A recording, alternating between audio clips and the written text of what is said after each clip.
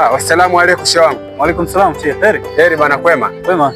Bana, hongera kwanza kwa mfungo wa Ramadhani. Asante shehe, nashukuru. Inshallah Mwenyezi Mungu anatusaidia. Ndio, kwa mwezi huu wa Ramadhani una kipi labda cha kuwaambia Watanzania? Shehe. Naam. Katika kipindi hiki cha mwezi mtukufu wa Ramadhani. Ndio. Niwaambie ndugu zangu Waislamu wote. Ndio. Kwamba mwezi huu ni mwezi wa toba. Ndio. Na ni mwezi wa kumrudia Mwenyezi Mungu. Katika kipindi hiki ndio hata yule ambaye sio Muislamu ndio ili afuate mienendo yote wanayofanya Waislamu.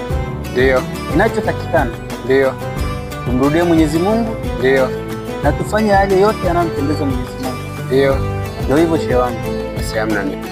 Eti shehe, naam, una kipi labda cha kuambia jamii